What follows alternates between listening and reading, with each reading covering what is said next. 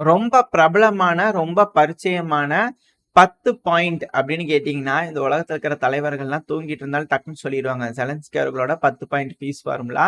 ஏன்னா, அந்த அளவுக்கு பல நாடுகள்ல கூப்பிட்டு உட்கார வச்சு, கிளாஸ் எடுத்து, லெசன் எடுத்து, ஒரு நபர்களுக்கும் மண்டையில பதிய வச்சுக்கிட்டு இருந்தாரு செலன்ஸ்கி அவர்கள். இந்த சவுதியில ஆரம்பிச்சது, பல இடங்கள்லயும் நடந்துட்டு இருந்தது. இந்த கதவ சாத்தி வச்சுட்டு பேசிட்டு இருக்கிறாங்கன்னு சொல்லியிருந்தோம் இல்லையா? அதாங்க இப்ப கடைசியில அது வந்து மிக பெரும் உருவமா எடுத்து, சுவிட்சர்லாந்துல உலக சதி மாநாடு டங்க் ட்விஸ்ட் ஆயிடுச்சு மன்னிச்சிடுங்க. உலக அமைதி மாநாடு வந்து நடக்க இருக்கு. இப்ப அதுல வந்து இந்த 10 பாயிண்ட் பீஸ் ஃபார்முலான்னு சொல்லி கொண்டு வந்தார் இல்லையா? இப்ப கடைசியில அது வந்து 3 பாயிண்ட் பீஸ் ஃபார்முலாவா மாறிடுச்சு. இது ஏன் திரும்பி திரும்பி சொல்லிட்டு இருக்காங்க அப்படிங்கிறது தெரியல. ரஷ்யா அதை காது கொடுத்து கேட்க போறது இல்ல. அது 2வது விஷயம். இருந்தாலும் சொல்லிட்டே இருக்கிறாங்க. எதுக்கு சொல்றாங்க அப்படிங்கிறது தெரியல. இந்த தடவை என்ன சொல்லிக்கிறாங்க அப்படின்னா 3 பாயிண்டா மாறிடுச்சு. இதுல மிக முக்கியமான ஒரு பாயிண்ட் என்னன்னா, இந்த ஜப்ரிஷ்யா நியூக்ளியர் பவர் பிளான்ட் இருக்கு இல்லையா? அது ரஷ்யாவோட கட்டுப்பாட்டுக்குள்ள இருக்கு. அதுல இருந்து வீரர்களை வெளியேற்றணும். ரஷ்யா வந்து அதை வெளியேற்றிட்டு ஒன்னு எங்க கிட்ட கொடுத்துடணும், அப்படி இல்லைன்னா யுஎன் கிட்ட கொடுத்துடணும் அப்படிங்கிறது போலதான் ஜெலன்ஸ்கி அவர்கிட்ட கோரிக்கை இருந்தது. இப்போ பெரும்பான்மையான நாடுகள் அதுல பங்கேற்கிறாங்க இல்லையா? அவங்களுக்கு அந்த பாயிண்ட்ல வந்து பாத்தீங்கன்னா உடன்பாடு இல்லை அப்படிங்கிறதுனால சரி ஓகே அந்த பாயிண்ட் அடிச்சிடலாம் அப்படின்னு சொல்லி அதை அடிக்கிறாங்க. அதாவது ஒரு 10 பாயிண்ட் எழுதிக்கிட்டாங்க. அந்த 10 பாயிண்ட்ல ஏங்க இந்த பாயிண்ட் எல்லாத்துக்கும் ஓகேவா? ஓகே டிக் போடுங்க. ஏங்க இந்த பாயிண்ட் எல்லாத்துக்கும் ஓகேவா? இல்ல வேண்டாமா? சரி யோசிக்கலாம். ஏன் வேண்டாம்? அப்படிங்கிறதோட பல நாடுகள்கிட்டயும் பேசி பேசி ஒரு முடிவுக்கு வந்து அப்படி ஏதாவது கொடுக்க வேண்டியது கொடுத்து, செய்ய வேண்டியது செஞ்சு ஒரு பாயிண்ட்டையாவது ஓகே சொல்ல வைக்கலான்னு பார்த்தா, இப்ப கடைசியில அது 3 பாயிண்டா மாறிக்குது. சரி அந்த 3 பாயிண்ட் என்ன பாயிண்ட்னு கேட்டீங்கன்னா, ஃபுட் செக்யூரிட்டி. கருங்கடல்ல தானிய ஏற்றுமதி பண்ணோம். இப்ப எதுக்குங்க போய் திரும்பி அதை அங்க உட்காந்து பேசுறீங்க? சுவிட்சர்லாந்து அமைதி மாநாட்டுல இந்த 3 பாயிண்ட்டுக்கு ஓகே சொன்னீங்கன்னா, ரஷ்யா கேட்கறதெல்லாம் நீங்க ஒத்துக்குவீங்களா? இல்ல ரஷ்யா வந்து ரஷ்யா கிட்ட நீங்க இதை அல்டிமமா கொடுக்க போறீங்களா? இதுதான் சதி மாநாடு. இல்ல அமைதி மாநாடுங்களா இது? அப்படிங்கிறதோட கேட்பாங்க இல்லையா? அல்டிமம் அப்படிங்கிறது தெரியுது. 3 பாயிண்ட் கொண்ட அல்டிமமா இருக்கும். அதாவது கருங்கடல்ல சண்டை நடக்காது நடக்கட்டும். என்ன பண்ணாலும் பண்ணிக்கலாம். ஆனா கருங்கடல்ல எக்காரணத்தை கொண்டு தானிய ஏற்றுமதி நிக்க கூடாது. மொதல் பாயிண்ட். 2வது பாயிண்ட், உக்ரைன்ல இருக்கக்கூடிய அந்த அணு உலைகள்லாம் இருக்கு இல்லையா? அதுக்கு வந்து பாதுகாப்பு. அதுல என்ன சேர்த்திக்குவாங்க அப்படின்னா, எலக்ட்ரிசிட்டி சேர்த்துக்கிட்டு உக்ரைன்ல இந்த தெர்மல் பவர் பிளான்ட் அப்புறம் நியூக்ளியர் பவர் பிளான்ட்ல அடிக்கக்கூடாது அப்படிங்கறத வந்து எந்த ஒரு விஷயமும் செய்யக்கூடாது. அங்க கொண்டு போய் ஆயுதத்தை வச்சுக்கிறது, அது மேல வந்து ட்ரோன்களை பறக்க விடுறது, இது போல செயல்கள் செய்யக்கூடாது அப்படிங்கறதோட உக்ரைன் தரப்பு வந்து ஒரு கோரிக்கை வைப்பாங்க போல இருக்குது. இது நியாயமான கோரிக்கை. ஆனா அதை வந்து நீங்க அப்படி பயன்படுத்திட்டீங்கன்னா எப்படி அப்படின்ற கேள்வி வருது. ஏன் அப்படின்னா ரஷ்யா தரப்பு வந்து சொல்றாங்க, என்ன சொல்ல வராங்க அப்படின்னா, நாங்க ஒரு மிசைல் அனுப்புறோம். புரியுதுங்களா? ஒரு மிசைல், அதிகபட்சம் 2 மிசைல் தான் போகுது. அதுல ஒரு மிசைல் போய் ஒரு தெர்மல் பவர் பிளான்ட்ல ப்ரிசைஸ்டா அட்டாக் நடந்ததுன்னா சேதம் ஏற்படும். கம்ப்ளீட்டா அழியாது. கம்ப்ளீட்டா அழியுது அப்படின்னா அந்த இடத்துல யார் உள்ள கொண்டாட்டக்கு போய் ஆயுதத்தை வச்சுக்கிறது? அது கம்ப்ளீட்டா வெந்து ஒண்ணுமே இல்ல, பேச்சம்பழத்துக்கு போடுற அளவுக்கு கூட இல்ல அப்படிங்கிறது போல மாறுது அப்படின்னா அந்த இடத்துல எந்த அளவுக்கு நீங்க ஆயுத கூட பயன்படுத்தி இருப்பீங்க. நாங்க ஒரு மிசைல் ஸ்ட்ரைக் பண்ணனால அது கம்ப்ளீட்டா பொசுங்கிச்சு அப்படிங்கிறது போல ரஷ்ய தரப்புன்னு சொல்லிட்டு இருக்கிறாங்க. அது என்னதான் ஏற்றுக்கொள்ளும்படியா இருந்தாலும் நியாயமா அவங்க பேசினாலும் ஒத்துக்கிற மாதிரி உக்ரைன் தரப்புல இல்ல. அது மக்கள் பயன்பாட்டுக்காக இருக்கக்கூடிய ஒரு விஷயம். நாங்க உத்தமர்கள், நியாயவாதிகள், அதனால அது தப்பு, நாங்களாம் அப்படி செய்யல அப்படிங்கிறதோட இவங்க தரப்புல இருக்குது. இப்ப அதை வந்து ரஷ்யா செஞ்சுட்டா எப்படிங்க அப்படின்ற மாதிரி தானே இருக்கு. சரி ஓகே, இது எப்படி ரஷ்யா ஒத்துக்குவாங்களா அப்படிங்கிறது தெரியல. ஏன்னா இவங்க பயன்படுத்துறாங்க அப்படின்னு ரஷ்யா குற்றச்சாட்டுகள் இருக்கிறாங்க, ப்ரூஃப் பண்ணி காட்டிக்கிறாங்க. ஆனா அதை ஏத்துக்க மாட்டாங்க. ஆனா வந்து நீங்க அதை செய்யக்கூடாது அப்படின்னா எப்படி?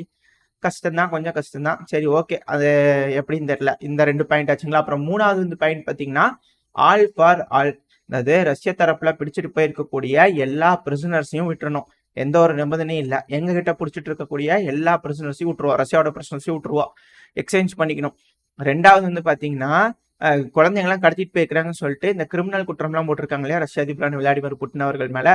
குழந்தைகளை கடத்திட்டு போனதுக்கே கிரிமினல் குற்றம் அப்படின்னா குழந்தைகளை கொல்றாங்களே அதுக்கு பேர் என்ன குற்றம் அப்படின்னா அதெல்லாம் குற்றம் இல்லை அப்படிங்கிறாங்க. சரி ஓகே, அவங்க நியாயவாதிகள், தேவ தூதர்கள், அவங்க என்ன சொல்றாங்களோ அது வழி கேட்டு நடந்துக்க வேண்டியதா. இப்போதைக்கு அதுதான் உலகத்துல சட்டமாவும் இருக்கு. இப்போ நீங்களே சொல்லுங்க, இந்த 3 பாயிண்ட்ல எது ஏத்துக்கிற மாதிரி இருக்குது? ஏன்னா ரஷ்யா கிட்ட உக்ரைனோட வீரர்கள் அதிக அளவுல இருக்கிறாங்க.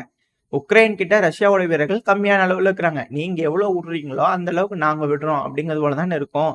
அது எப்படி ஆல் ஃபார் ஆல்? நீங்க பல நபர்களை சித்திரவதை பண்ணி கொடுமை பண்ணி கொல்ற ஸ்டேஜ்ல கொடுத்து விடுவீங்க, குத்துயிரும் கொலையுயிர் மாதிரி. அவங்களெல்லாம் நாங்க ஏத்துக்கிட்டு வந்து நாங்க அதுக்கேற்ற மாதிரி உங்க ஆளுங்களை விட முடியுமா அப்படிங்கிறது போல ரஷ்ய தரப்புல இருக்கும் இல்லையா? ஸோ அதனால ஆல் ஃபார் ஆல்லாம் இங்க ஒத்துக்க மாட்டாங்க. ஏன்னா எல்லாத்தையும் புடிச்சிட்டு போய் அங்க போனாங்கன்னா நார்மலா ஒரு 3 மாசம் 4 மாசமா டைம் குடுப்பாங்க. போய் ரெஸ்ட் எடுக்கிறதுக்காக. ஆனா இங்க வந்து பாத்தீங்கன்னா எல்லாரையும் கம்ப்ளீட் மொபைலைஸ் பண்றதுனால என்ன ஊடு எங்க? ஊடும் இல்ல ஒண்ணும் இல்ல. முதல்ல ஃப்ரண்ட் லைன்ல போய் நில்லுப்பா. சரி வந்து புடிச்சானா அதுக்கப்புறம் பாத்துக்கலாம். போய் நில்லுங்க போங்க எல்லாம். எல்லாம் அங்க ஜாலியா ரெஸ்ட் எடுத்துட்டு தான்ட்டு இருந்தீங்க. பத்தாதா அந்த ரெஸ்ட்டு? போய் ஃப்ரண்ட் லைன்ல இருங்க போங்க அப்படிங்கிறதுல அனுப்பிச்சு விட்டுறாங்களாமா. ஸோ இது ஒரு மிகப்பெரிய கலவரமா மாறிட்டு இருக்குது உக்ரைன்லாம். பல நபர்கள் போராட்டத்தை ஆரம்பிச்சிருக்கிறான்றாங்க. இது எங்க கொண்டு போய் முடிய போகுதுன்னு தெரியல. கூடிய சீக்கிரத்தில் இந்த 18 வயசு இருக்கு இல்லையா, கையெழுத்து போட்ட உடனே ஜெலன்ஸ்கி அவர்கள் பதவியில இருந்து புடுங்கிடுவாங்க அப்படிங்கிறாங்க. அதுக்கப்புறமா இந்த உக்ரைனே வந்து பாத்தீங்கன்னா தனித்தனி ஸ்டேட்ஸா மாறிடும். அப்படி இருக்கும்போது ஒரு ஸ்டேட்லயும் இருக்கக்கூடிய அந்த ராணுவம் கமாண்டுக்கு கீழே வந்து அந்தந்த ஸ்டேட் அவங்க டிஃபெண்ட் பண்ண ஆரம்பிப்பாங்க. ஸோ ஒரு இடங்கள்லயும் மிக பெரும் சேதத்தை ரஷ்யாவும் உக்ரைனும் சந்திச்சு கொஞ்சம் கொஞ்சமா தான் முன்னேறி வரணும். முடிஞ்ச வரை இந்த சண்டையை வந்து டிராக் பண்ணுவாங்களே தவிர முடிக்க மாட்டாங்க. அதுக்காக தான் இந்த மேற்குலக நாடுகள் உள்ள வராங்க, ட்ரூப்ஸ் அனுப்புறாங்க. அப்படி உள்ள அனுப்பிச்சா மட்டும்தான் ரஷ்யாக்குள்ள போய் பெருமளவில் இதுக்கு மேல சண்டை பிடிக்க முடியாது. எஸ்கலேஷன் பெருசாது. யார் எஸ்கலேட் பண்றாங்களோ அவங்கள போய் அடிக்கிறதுக்கு ரஷ்யா தயாரா இருக்காங்க. ஏன்னா கியூபாக்கெல்லாம் பண்றாங்க இல்லையா.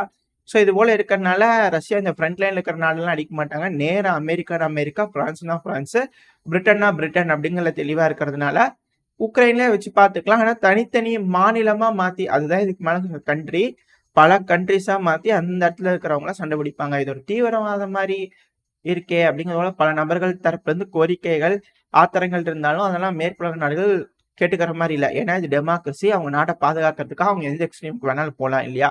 ஸோ இது போல கோரிக்கை இருக்கிறதுனால ரஷ்யா எப்படி ஒத்துக்குவாங்க அப்படிங்கிறது தெரியல. ஸோ யூரோப்ல இப்போதைக்கு இந்த பிரச்சனை முடிய போறது இல்லை. இப்போ உள்ள போயிருக்கக்கூடிய யூரோப்பியன் மெம்பர்ஸ் ஏதாவது கூச்சல் குழப்பம்லாம் போட்டு ஏதாவது பெருமளவுல முட்டுக்கட்டையா நின்னா மட்டும்தான் இந்த முடிவுக்கு வரும் இந்த ரஷ்யா உக்ரைன் பிரச்சனை, இல்லைன்னா வராது அப்படிங்கிறதும் சொல்லப்பட்டு வருது. நடக்குதா என்ன அப்படிங்கறத பொறுத்து வந்து பார்ப்போம். ஆனா சில நியூட்ரல் அனலிஸ்ட், ரஷ்யன் அனலிஸ்ட் எல்லாம் இருப்பாங்க இல்லையா, அவங்க தரப்புல இருந்து என்ன கருத்துக்கள் வருது அப்படின்னா, இந்த விண்டரை முதல்ல உக்ரைன் சமாளிப்பாங்களா? நீங்க என்ன வேணா பண்ணிக்கங்க, முதல்ல இந்த விண்டரை சமாளிக்க முடியுமா அவங்களால? என்ன செய்யறதா இருக்காங்க உக்ரைன்? இந்த சின்ன அந்த நியூக்ளியர் ரியாக்டர்லாம் கொண்டு போய் வச்சு எனர்ஜி ஜென்ரேட் பண்றேன்றாங்களா, அதெல்லாம் எந்த அளவுக்கு கை கொடுக்கும்? ஒரு வேளை தாக்குதல் நடக்குன்ற பட்சத்துல அது மேல தாக்குதல் நடந்துச்சுன்னா எந்த அளவுக்கு ரேடியேஷன் பரவும்? இது ஒரு அணு ஆயுத போர் மாதிரி அடுத்தடுத்த கட்டத்துக்கு தான் எஸ்கலேட் ஆகும். இதெல்லாம் எப்படி வேலை செய்யும் அப்படிங்கிறது தெரியல. ஏன்னா அது மாதிரியான கோரிக்கைகள் வைக்கிறாங்க. ஏன் அப்படின்னா உக்ரைன் தரப்புல இருந்து இப்போ ஒரு ஸ்டேட்மெண்ட் வந்திருக்குது. இப்ப வரைக்கும் ரஷ்யா உக்ரைனோட இந்த எனர்ஜி இன்ஃப்ராஸ்ட்ரக்சர்ல அடிச்சாங்களே, இதனால மட்டுமே 56 பில்லியன் அமெரிக்க டாலர் அளவுக்கான நஷ்டம் உக்ரைனுக்கு ஏற்பட்டிருக்கு. இதனால உக்ரைன்ல பல இடங்கள்லயும் பிளாக் அவுட்ஸ் நடந்துகிட்டு இருக்கு, லோலிங் நடந்துகிட்டு இருக்கு. சில நேரங்கள் கரண்ட் இருக்கும், பல நேரங்கள் கரண்ட் இருக்காது. Rolling black outs. ஸோ இது போல பல இடங்கள்லயும் நடந்துகிட்டு இருக்கு. உக்ரைன் முழுவதுமே இப்போ கரண்ட் தட்டுப்பாடு இருக்கிறதுனால அங்க இருக்கக்கூடிய பிசினஸும் ரன் ஆகுதுல ப்ராப்பரா. பிசினஸ் ரன் ஆகணும்னாலும் கரண்ட் இருக்கணும், கரண்ட் கூட ஆளுங்களும் வேணும். இப்ப ஆண்கள்லாம் வீதியில நடமாறதே இல்லை அப்படிங்கிறது போல வீடியோ பதிவு எல்லாம் பார்த்துட்டு இருக்கோம். இப்படி இருக்கும்போது எப்படி உக்ரைன்ல வருமானம் வரும், வருமானம் இல்லாம எப்படி அந்த நாடு ரன் ஆகும் அப்படிங்கிறது தெரியல. இது போல பல கேள்விகள் இருக்கு.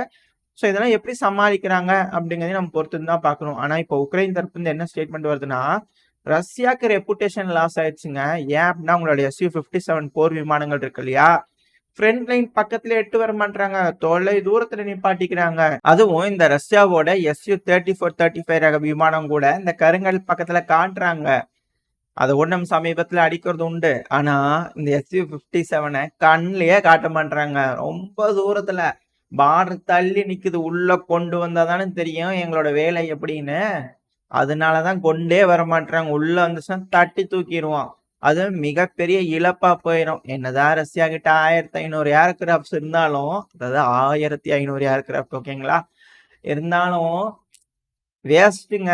ரெப்புடேஷன் போச்சுங்க ரஷ்யாக்கு அப்படிங்கிறது போல அவங்க தரப்புல இருந்து இருக்கு. இங்க 10 F-16 கேட்கறதுக்கே இன்னும் போடு. இப்போ வரைக்கும் உள்ள வரல. அங்க 1500 ஏர்கிராப்ட் இருக்கு. உள்ள வந்ததுன்னா என்ன நடக்கும் அப்படின்னு யோசிச்சு பார்க்கணும். கிறுகிறுன்னு வருது. இப்பெல்லாம் அந்த ஏர்கிராஃப்ட் எல்லாம் ப்ரொடெக்ட் பண்ணணும்னு நினைக்கிறாங்கன்னா ஏகப்பட்ட விஷயங்கள் வந்துருச்சு. இதெல்லாம் நம்ம அடுத்தடுத்த பதில நம்ம டிஃபென்ஸ் சேனல் தனியாக அடுத்தடுத்த பதில தெளிவா பார்ப்போம். பட் ஆனா இந்த பழங்காலத்து விமானங்கள்லாம் இந்த வேர்ல்டு வார் 2 சமயத்துல இப்போ வந்து ட்ரைனிங் ஏர்கிராஃப்டா உக்ரைன் பயன்படுத்திட்டு இருக்காங்க இல்லையா, அது எல்லாத்தையும் ட்ரோனா கன்வெர்ட் பண்ணிட்டாங்க. இந்த ரஷ்யாவோட சர்பியன் பகுதியிலலாம் பயன்படுத்திட்டாங்க அப்படிங்கிறதெல்லாம் நம்ம பார்த்துட்டு இருந்தோம் இல்லையா, வீடியோ பதிவுல பார்த்துருந்தோம்.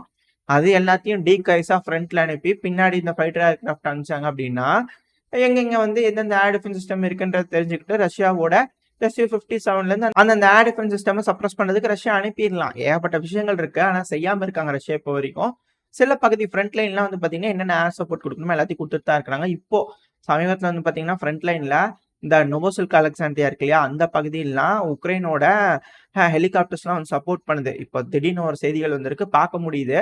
பட் ஆனா சொல்ல வரேன். அது மட்டும் இல்லாம இன்னொரு விஷயங்க. சமீபத்தில நேத்திக்குன்னு நெனைக்கிறேன். ரஷ்யாவோட நிலைக்குள்ள போய் உக்ரைனோட ஏர் கிராப்ட்ஸ பயன்படுத்தி தாக்குதல் பண்ணியிருக்காங்க. இதுதான் முறை. இந்த ரஷ்யா, உக்ரைன் பிரச்சனை ஆரம்பிச்சாலே இப்பதான் ஃபர்ஸ்ட் டைமா உக்ரைன் வந்து இவ்வளவு தாக்குதல் பண்ணிக்கிறாங்க அப்படிங்கிற செய்திகள்லாம் வருது. அது பத்தின எந்த தாக்குதல் பண்ணாங்க, என்ன மாரியான இழப்புகள் நடந்திருக்குன்னு ஏதாவது டீட்டெயில்ஸ் வந்துச்சுன்னா அடுத்த பதிவுல தெளிவா பார்ப்போம். பட் ஆனா சில பல விஷயங்கள்லாம் இங்க நடந்துட்டு இருக்கு. இப்போ உக்ரைன் வந்து ரஷ்யாவோட Su-57 விமானத்த பார்த்தே ஆகணும்னு ஒத்த கால்ல நிக்கிறாங்க.